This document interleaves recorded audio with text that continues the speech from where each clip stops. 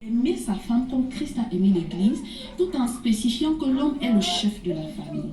Je tiens à préciser ici que ces conflits que nous avons résumés en quelques mots proviennent du fait que l'homme a mal compris son rôle de chef et la femme, par ricochet également, a mal compris ce que c'est que la soumission.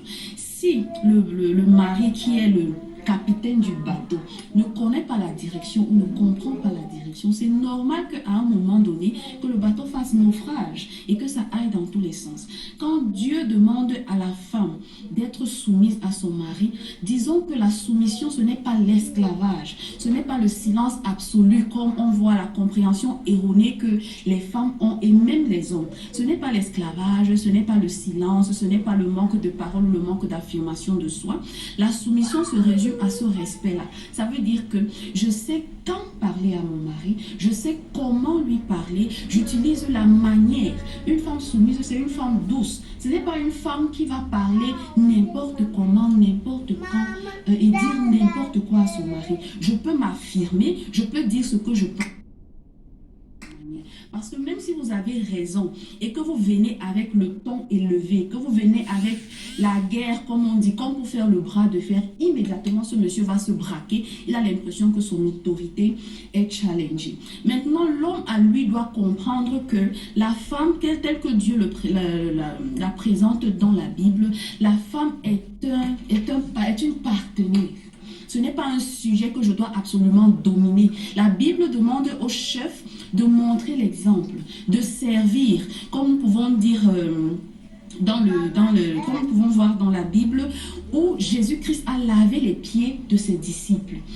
Jésus-Christ nous montre par cet exemple le modèle de chef que nous devons être. Le chef n'est pas celui-là qui doit dominer ou terroriser. La Bible appelle le chef à aimer. Dans 1 Corinthiens 13 d'ailleurs, la Bible parle de cet amour-là, oui, l'amour qui supporte tout, l'amour qui patiente, l'amour... Voilà, vous connaissez sûrement le passage biblique. Donc le chef doit montrer l'exemple. Le chef est un modèle. Le chef est celui qui prend, qui s'occupe des intérêts des autres avant, de ceux de sa famille, avant les siens. Mais ce n'est pas ce qu'on voit. Le chef maintenant, c'est celui qui veut imposer à tout prix et à tous les prix sa volonté.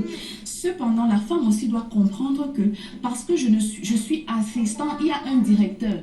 C'est comme dans une entreprise, il y a un directeur, je suis assistant de direction. Je ne prends pas les grandes décisions dans le foyer sans demander l'avis de mon chef. Il faut que mon chef me donne des autorisations. Il ne faut pas que, par exemple, si vous avez des chefs au-dessus de vous, jamais, même si vous avez raison sur un point, vous n'irez jamais dans le bureau de votre chef, vous mettre à crier sur lui.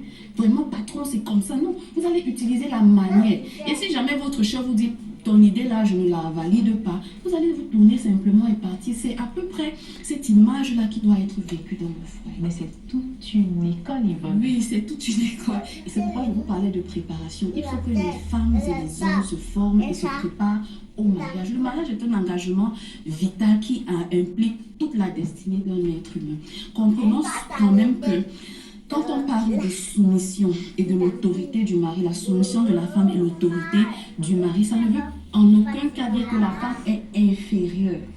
La Bible nous dit en Galates 3, vers 8 qu'il n'y a ni homme, il n'y a plus ni homme ni femme. En Jésus-Christ, nous sommes tous égaux en dignité et en valeur. C'est dans le foyer qu'il y a la hiérarchie.